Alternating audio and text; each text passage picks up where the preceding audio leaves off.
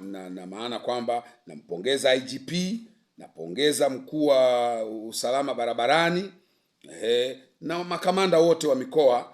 Mungu awabariki sana, kwa sababu nimeona mnaimarisha usalama wa raia na mali zao, na hasa nimeona kwa mfano mkoa wa Kilimanjaro, mkoa wangu, RPC mkuu wa mkoa wa Kilimanjaro, Mungu akubariki sana wewe na jeshi lako, katika mkoa wako umeimarisha usalama vizuri. Mkoa wa Kilimanjaro tuko salama, na tunaamini kwamba Christmas na sherehe za mwaka mpya zitapita vizuri na kutakuwa na amani.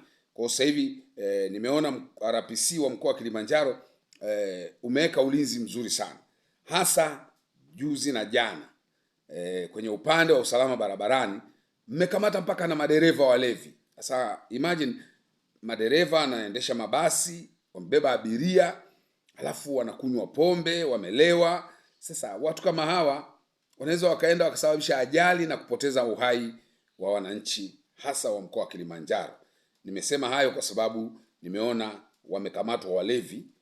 Nawapongeza sana jeshi la polisi kukamata madereva wazembe wanaokunywa pombe wakati wakiendesha magari. Mungu awabariki sana kwa kazi nzuri mnayoifanya.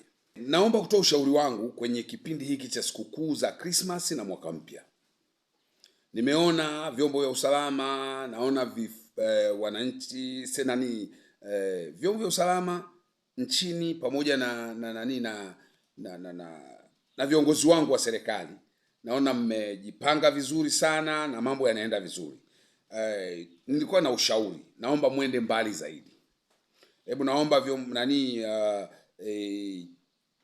viongozi wangu wa serikali kuanzia taifa mpaka chini, hebu naomba mwende mbali zaidi. Hebu nendeni mbali zaidi, hasa kwa kipindi hiki cha leo ni tarehe 21, tunaingia Christmas, tutaingia mwaka mpya. Hebu nendeni mbali zaidi ili kuweza kutulinda sisi wa Tanzania. Nasema mwende mbali zaidi kwa maana gani? Ningewaomba wakuu wa mikoa, wakuu wa wilaya na tarafa zote nchini, pamoja na kata, pamoja na vijiji mpaka na vitongoji, hebu itafutwe namna kufanyike operation ndani ya siku 2 tu hizi kwa ajili ya kuokoa afya za Watanzania. Nimefanya utafiti wangu mkoa wa Singida, nimefanya utafiti wangu mkoa wa Morogoro, nimefanya utafiti wangu mkoa wa Dar es Salaam, mkoa wa Manyara. Ninapotaja hii mikoa kama mikoa 5 ambayo nimefanya utafiti, najua mimi siongeagi kitu bila kuwa na ushahidi wa kutosha, maana nilishakuaga makini sana.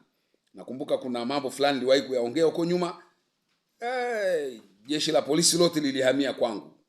Unakuta kama mkoa wote unahamia kwako, unahojiwa maswali. Sasa kama huna ushahidi, kipindi hicho ningeingia pabaya sana. Lakini hilo limenipa fundisho kwamba ninaloliongea nilifanyia utafiti kwanza, na niwe na uhakika jambo hilo lipo ndio niweze kuliongea. Sasa nimefanya utafiti kwenye mikoa 5. Nimekuta afya za wananchi kwa kipindi hiki cha sikukuu za Christmas na mwaka mpya ziko hatarini sana. Nasema ziko hatarini kwa sababu gani? Ziko hatarini kwa sababu ya vyakula na vinywaji ambavyo vimeharibika. Vyakula na vinywaji ambavyo vimeshapitisha muda wake. Kwa mfano nasema kwamba kwa Kiingereza nasema vime-expire.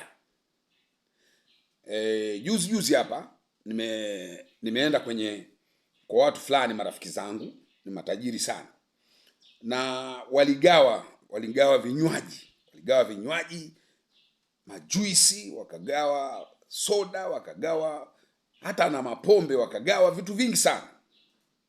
Sasa mimi nikajiuliza, hii sio sherehe. Huyu mtu hana sababu yoyote ya kugawa hivi vitu. Ni upendo wa aina gani? Kwa hiyo ikabidi tufanye utafiti, mimi na vijana wangu, nikaingiza vijana, ndio wakafanya utafiti kwenye mikoa hiyo unaosema mitano. Kuna maeneo mengine tulienda kwenye maduka kabisa, vijijini kabisa, unanunua kitu lakini kime expire. Sasa kwenye ule mgao vitu vinauzwa rahisi, kuja kuchukua, unaangalia juisi ilisha expire miezi 4 iliyopita, ingine ili expire miezi 3, ingine imebakiza siku 2 i expire. Sasa tulipofanya utafiti huo tumegundua sio mijini zaidi.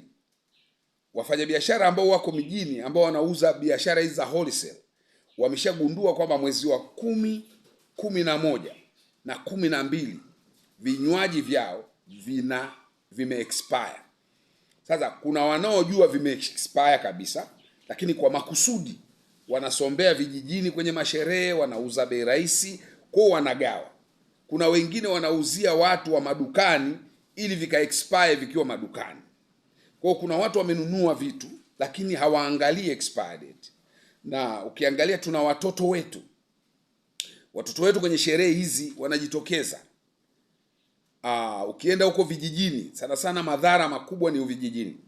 Afya za watu ziko hatarini sana. Kuna vitu vingi. Aidha mtanikubalia au mtanikatalia, mtanipinga na wengine wanaweza kunitukana, lakini nimefanya utafiti, ndio maana nazungumza hili. Kwa hiyo ningeomba serikali yangu, wakuu wa mikoa, wakuu wa wilaya, hebu tengenezeni operation ya ghafla kabla hata ya tarehe 25,